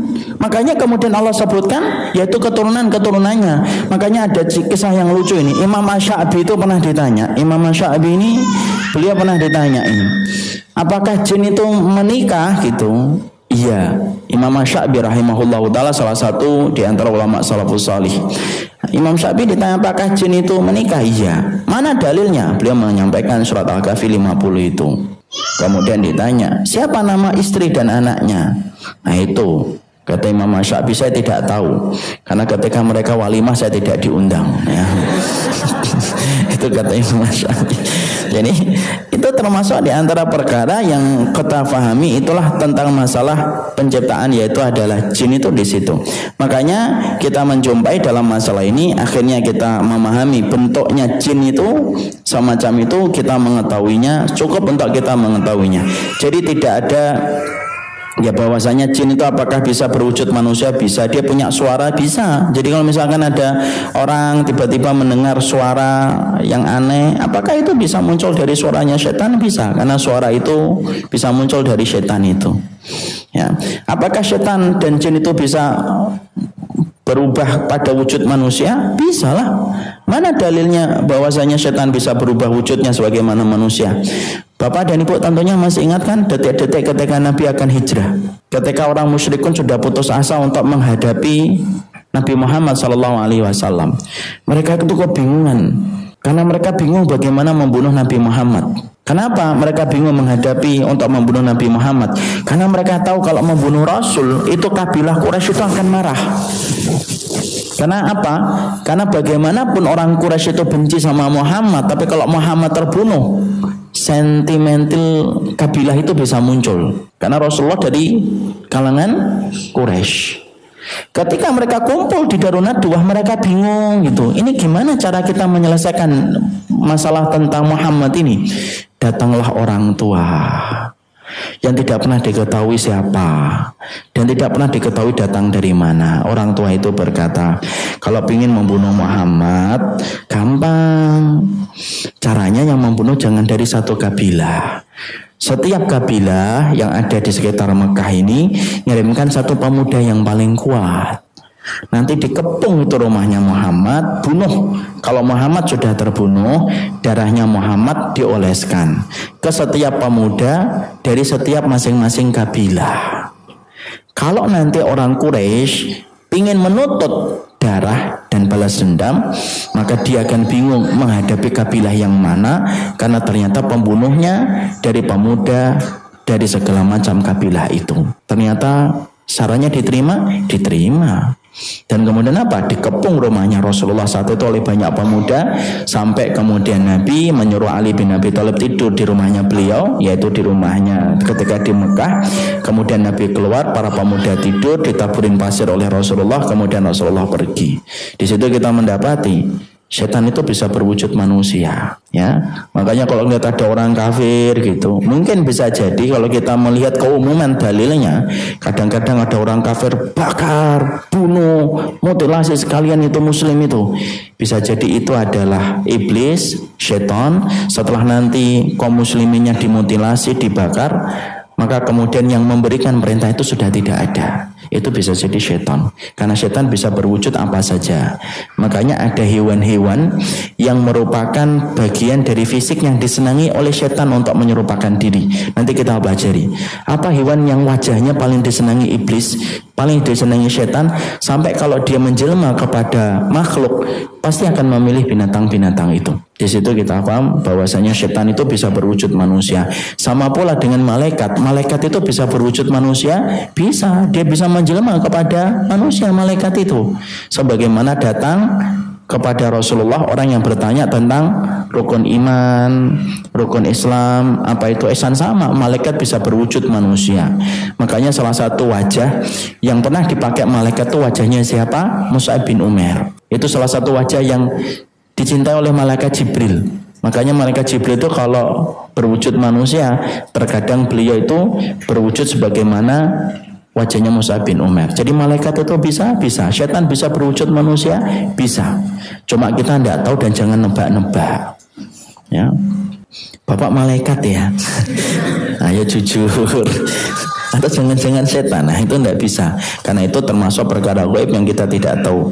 Makanya ada kejadian ya di salah satu tempat peperangan jihad itu dulu di Afghan itu, saya pernah membaca tentang salah satu buku di sana yang membuktikan tentang perjuangan. Ada kaum mujahidin saat itu ketika menghadapi komunis, yaitu kota Kabul kan pernah dikuasai komunis dari Uni Soviet ketika diperangi. Kemudian ada kelompok mujahidin yang jalan gitu sampai kemudian ke tengah, naik ke bukit-bukit tinggi ketika mereka kemudian menyelamatkan dari kepungan musuh. Kemudian ini yang cerita orang yang menyaksikan peristiwa ini secara langsung. Kemudian di bukit tinggi mereka sudah kelaparan ketika selama 1 hari mereka tidak makan. Tiba-tiba di atas bukit itu mereka melihat sebuah gubuk itu, kemudian mengeluarkan asap. Mereka berharap alangkah nikmatnya kalau kami mendapatkan makanan di gubuk itu. Karena saking laparnya mereka itu tidak berpikir di di bukit setinggi itu kok cuma ada suatu gubuk saja, satu saja. Padahal tidak, secara logika tidak ada orang yang bisa tinggal di situ sendirian. Ternyata ketika mau lewat gubuk itu terbuka, ada wanita tua yang kemudian menawarkan mereka untuk mampir ke gubuknya. Disediakan makanan-makanan yang enak untuk mereka, bubur, makanan roti, daging, sampai mereka kenyang. Betul-betul kenyang, semua yang ada di situ kenyang. Setelah itu mereka jalan kembali. Ketika mereka jalan, baru logika mereka bisa dipakai ketika mereka sudah kenyang. Mereka kemudian saling berbisik, kok ada rumah di sini sendirian ya? Dan ketika mereka membalikkan kepala mereka untuk melihat ke belakang, rumah itu sudah tidak ada. Itu yang menceritakan saksi matanya langsung. Malaikat Allah itu selalu ada. Di Suriah juga sama, Pak. Di Suriah itu saya mendapati banyak sekali cerita-cerita yang sebenarnya Masya Allah itu secara logika tidak mungkin terjadi, tapi itu terjadi. Dan itu menunjukkan bahwasanya para malaikat Allah itu masih turun. Sebagaimana iblis itu masih menurunkan bala tentaranya, dan bala tentaranya itu dari kalangan yang bisa menyerupakan kepada wajah manusia. Makanya bisa jadi nih ada orang kafir kumpul gitu, ada orang yang selalu pendapatnya diambil sama mereka orang kafir itu untuk mendolimi kaum muslimin. Bisa jadi itu setan, karena itu pernah terjadi pada zaman Rasulullah yang dicatat di dalam sejarah. Itulah isu iblis. Jadi permusuhan abadi dia, dan dia bisa menyerupakan kepada manusia. Nanti kita bahas apa hewan-hewan yang sering dipinjemin bentuk tubuhnya ketika setan itu merubah bentuknya itu kepada binatang-binatang tersebut. Ya.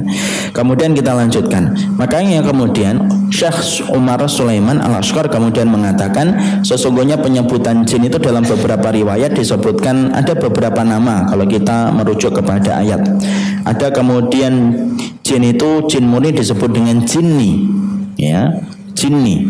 Makanya kalau ada sinetron jinni, oh jinni, nah itu mungkin dia pernah baca riwayatnya. Tapi memang betul ada riwayat yang disebutkan oleh Syekh Umar Sulaiman Al-Ashqar itu ada jin itu yang disebut dengan kata jinni dia. Kemudian ada jin yang tinggal bersama manusia, yaitu disebut dengan amir atau yang disebut dengan khubus dan khaba'is. Makanya kita kalau masuk kamar mandi sini namanya apa? Kita berlindung diri dari Allahumma inni a'udzubika minal khubusi wal khaba'is. Ada setannya, ada jinnya itu. Jadi rumah kita itu sebenarnya ada jinnya, ada jinnya. Makanya kalau tiba-tiba ada dukun masuk ke sini ngomong di sini ada makhluk penunggunya. Ngomong sudah tahu dari dulu bahwasanya memang setiap rumah itu ada jinnya. Makanya dalam satu riwayat yang sahih disebutkan kata amir, yaitu kemudian amir itu salah satu jin yang ada di dalam rumah manusia yang disebutkan penamaannya dalam riwayat yang sahih. Kemudian ada juga khubus dan khaba'is, itu penyebutan setan jantan dan setan betina. Makanya kan beberapa nama setan itu disebutkan, kan ada setan namanya khanzab yang ganggu kita sholat, ada nama-namanya. Ya, ada nama-namanya mereka yang disebutkan. Yang disebutkan namanya kita imani. Yang tidak kita disebutkan penamaannya tidak boleh kita ngasih nama-nama. Makanya penyebutan nama kuntilanak itu sebenarnya penyebutan bid'ah itu. Jadi tidak ada kuntilanak, suster ngesot gitu ya. Kasihan suster jadikan kambing hitam, kemudian hanya karena masalah 1 dan 2 orang. Padahal itu tidak ada penamaannya.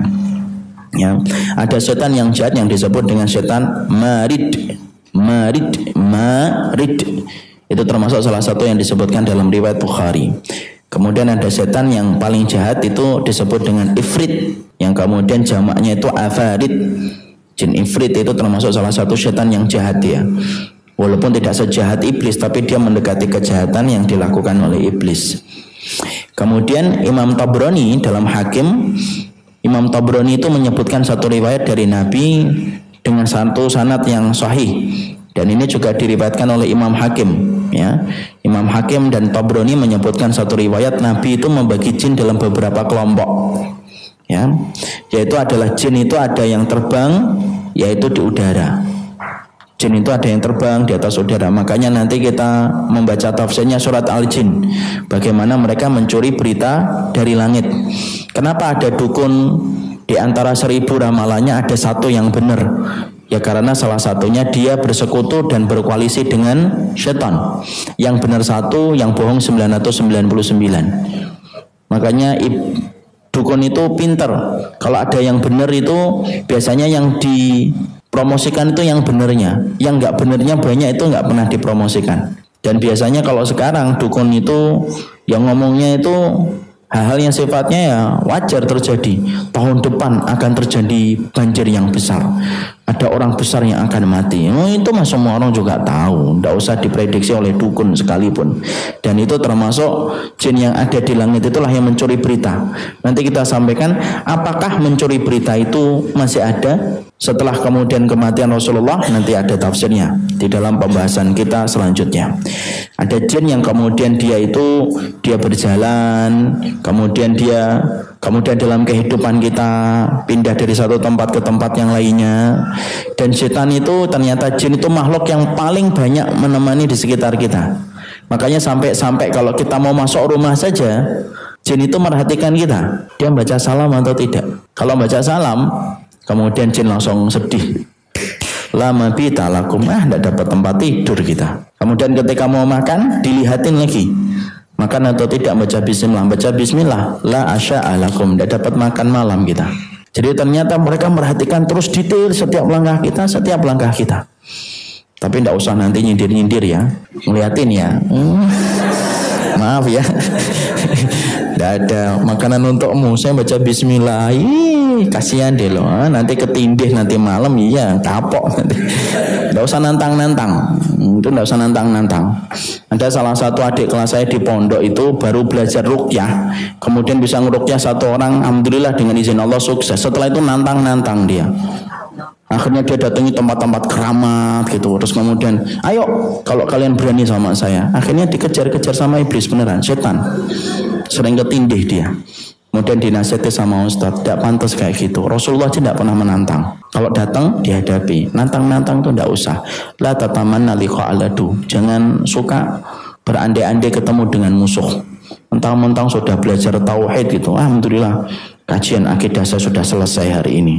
Saatnya membuktikan akidah saya. Tidak usah gitu. Itu termasuk hal yang bodoh dan culas, naif orang semacamnya. Jadi di situ kita mendapati bahwasanya jin itu kemudian dia di sekitar kita, kemudian dia memperhatikan kita setiap waktunya.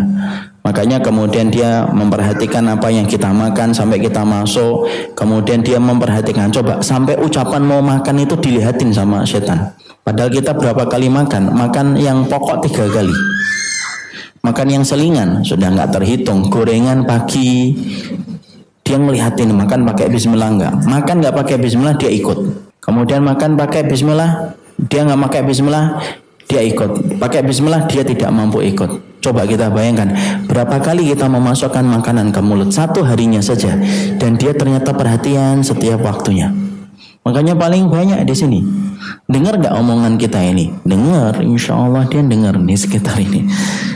Kalau dia beriman, dia bisa belajar bareng-bareng. Kalau dia beriman, sebagaimana ketika mendapati Rasulullah ketika baca Quran, mereka mendekat dan mereka mendengarkan, masya Allah ya.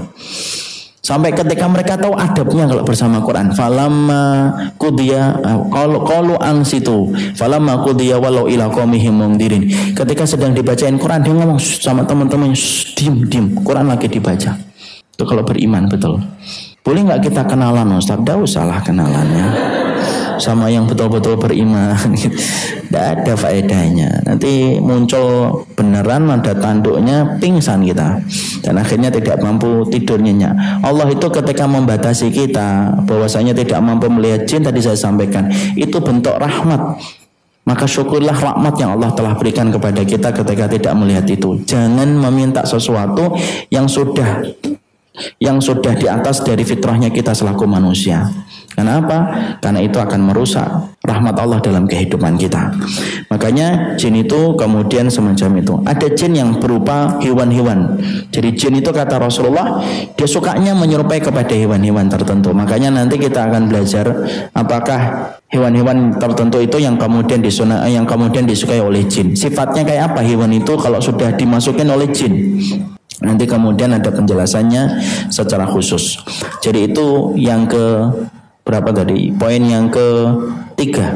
Ya, jadi kita baru membahas tentang hikmahnya apa sih kenapa Allah menciptakan iblis. Yang kedua, kita mengetahui penciptaan iblis itu dari mana. Jin itu apa? Kemudian yang ketiga fisiknya itu kayak apa. Dan akhirnya kita paham ternyata jin, syaitan, iblis itu sama hampir kayak kehidupan manusia.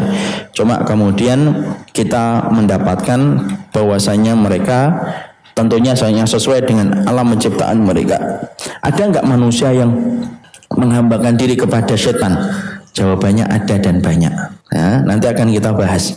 Saya nanti akan mengerucut, mengkristal nanti salah satunya adalah menyikapi bagaimana ada sekte-sekte setan yang mereka betul-betul menjadi pengabdi setan. Makanya kita tidak boleh langsung kemudian mengingkari ya kalau ada yang membicarakan tentang teori konspirasi bahwasanya contoh lagu-lagu tertentu itu ternyata mereka punya dua lapis. Lapis yang bisa didengarkan oleh telinga normal dan lapis yang hanya bisa didengarkan ketika dipelankan dari suara itu. Insyaallah itu. Jadi ada lagu itu, dia itu punya dua lapis. Ini dua lapis dia. Yang mana kalau kemudian yang standar, ya liriknya kayak lirik cinta, kasih sayang, I love you, pengen bersamamu. Nanti ketika liriknya kemudian dilambatkan sepersekian detiknya, dilambatkan lagi, ternyata punya dua lapis lirik. Dan lapis yang kedua itu lapis untuk kemudian menghambakan kepada setan. Dan itu memang sudah dinas di dalam sirah dan kisah para salaf, ada orang-orang yang mereka menghambakan kepada setan. Masya Allah itu. Makanya tidak mengherankan ada salah satu manajer band terkenal di daerah Bandung itu, beliau ikut ngaji. Kalau saya ke Bandung itu cerita, memang ada beberapa musik itu, lagu itu memang ada kaitannya dengan perdukunan. Sampai ketika akan mengeluarkan album saja itu ada banyak yang mereka lakukan. Karena ternyata apa? Untuk menjadikan lagu masuk ke alam pikiran, kemudian sampai orang mengulang-ulang lagu itu kalau nggak bantuan setan susah. Masya Allah ya, mengerikan itu. Itu yang ngomong mantan manajer band terkenal. Ya, makanya kemudian akhirnya apa? Salah satu di antara propaganda yang tidak kita ketahui itu propaganda melalui lirik lagu. Dan itu di situ kalau ada yang sudah sering mengatakan penyanyi ini punya sifat yang aneh, kalau meminta syarat kepada panitia itu sebenarnya bukan barang asing, karena itu termasuk di antara pembahasan kita ketika mengenal iblis. Makanya Masya Allah termasuk musik-musik itu, kenapa kita sampai diharamkan di dalam Islam tentang musik dan lagu-lagu itu? Karena kita tidak tahu bagaimana mandorotnya itu ya. Makanya ada beberapa video dari beberapa ulama itu yang saya dengarkan, mereka menyampaikan tentang dua lapis itu, sampai kemudian atau lagu diputer kemudian dilambatkan dan betul-betul lirik yang kedua itu berbeda dengan lirik yang pertama. Makanya orang kalau sudah lagu itu kan nggak masuk akal dia. Kadang-kadang dengar suara kayak gini nggak cukup, dikeraskan lagi. Masih nggak cukup, pakai earphone lagi dimasukkan ke sini. Masukkan ke sini, kemudian diatur lagi bassnya, treble-nya, pas langsung masuk ke ubun-ubunnya dia. Langsung masuk ke kotaknya itu. Dan itu termasuk bagian dari sekte yang sebenarnya ada pembahasan tentang iblis. Itulah salah satu di antara kepintaran iblis ketika membangun penyesatan kepada manusia. Dia menyuruh setiap tentaranya setiap pagi berusaha bagaimana menyesatkan manusia. Sorenya lapor kepada iblis setiap waktunya, dan itu dilakukan setiap hari. Maka Nabi menyebutkan hadis apa? Ya ba'asu saroyahu fi kulli sobahin. Dia menyiapkan pasukannya itu setiap pagi. Setiap pagi di seluruh pasukannya, di training setiap paginya, sorenya kemudian laporan satu persatu. Masya Allah itu. Dan Nabi tidak mungkin berdusta dalam ucapannya. Dan itu dilakukan di mana kerajaan iblis? Di atas air. Air itu di mana Ustaz? Kita tidak ngerti. Boleh kita menentukan tempatnya? Tidak boleh. Boleh kita katakan segitiga Bermuda? Tidak boleh. Kita katakan kemudian di Pasifik? Tidak boleh. Menyebutkan tidak boleh. Kalau pernah dulu kemudian ada yang baca ya satu buku yang sebenarnya buku itu agak bermasalah kata para ulama. Mungkin rata-rata pernah baca buku Dialog dengan Jin Muslim Muhammad Isa Dawud. Ternyata buku itu banyak sekali problemnya dalam persoalan-persoalan dalil. Tapi setidaknya kemudian di situ disebutkan itu mengarah ke segitiga Bermuda. Tidak pernah ada penyebutan dalil ke segitiga Bermuda. Tapi yang jelas Nabi mengatakan wa kana arsyuhu 'alal ma' di atas air. Makanya kalau kita melihat ada kejadian-kejadian yang tidak biasa di atas air, di lautan mana itu, kita hanya bisa berprasangka tapi tidak boleh memberikan kepastian, hanya bisa berprasangka, jangan-jangan di situ kerajaannya iblis, ya. Tetapi disitulah kita paham, presidennya tunggal kerajaan jin itu yang jahat itu apa? Iblis. Ada nggak jin yang kemudian melawan iblis? Pasti ada. Dai-nya aja ada. Kalau dai aja, dai-nya kan tadi mengatakan ajibu da'iyallahi wa aminu bihi yaghfir lakum min dunubikum wa yujirkum min adzabin alim. Dai-nya itu ada. Berarti kalau dai-nya ada, dia tahu kerusakan yang ada pada pasang jin ketika mengikuti iblis. Insyaallah. Jadi ternyata disitulah banyak sekali keterangan yang harus kita pahami. Jadi Masya Allah ya, kita ini menjadikan iblis itu musuh, tapi kita buta tentang musuh kita. Bagaimana kita bisa menang kalau kita tidak mengetahui musuh kita? Ya.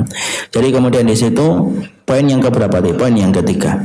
Poin yang keempat yaitu adalah yang kita kemudian bahas itu, apakah iblis pernah jadi malaikat? Nanti kita bahas lagi. Makanan iblis bagaimana? Makanan setan bagaimana? Dan bagaimana hal-hal yang lainnya? Pembahasan ini kita bahas pada pertemuan selanjutnya. Kita baru bahas 3. Dan saya sudah meringkaskan apa yang ditulis oleh Omar Sulaiman Al-Ashqar ini ada 25 poin. Dan kita baru membahas 3. Tidak apa-apa, sabar, tapi setidaknya kita paham mulai sedikit demi sedikit tentang masalah iblis. Yang pertama, saya ulangi sebagai penguatan.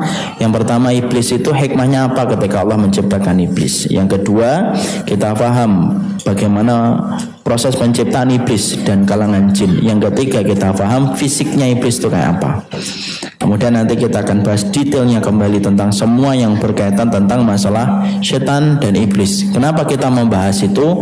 Karena Allah sudah menyampaikan dalam surat Fatir yang ke-6, fattakhiduhu aduwa. Jadikan iblis itu musuh. Dan kalau kita ingin menang atas musuh kita, berarti kita harus paham seluruh maklumat tentang musuh kita. Ya, jangan sampai kita punya salah paham tentang apa yang berkaitan tentang musuh kita. Sekaligus pula ini saya menjawab bahwasanya ketika mungkin ada yang bertanya, ya, apakah makanan jin itu tulang? Iya, makanan jin itu tulang. Tapi apakah kita tidak boleh makan tulang? Apakah tulang itu haram? Tidak ada dalil satupun yang menerangkan tulang itu haram. Jadi penyebutan tulang itu makanan jin bukan berarti mengharamkan tulang, karena yang disebutkan di dalam Quran dan hadis tidak ada satupun yang mengharamkan tulang. Jadi silahkan kalau ingin makan tulang, ya. Jadi tulang itu halal. Cuma kasihanlah sama kucing, bagi-bagilah rezeki. Kemudian jangan sampai dagingnya dimakan, tulangnya juga dimakan. Barakallahu fikum.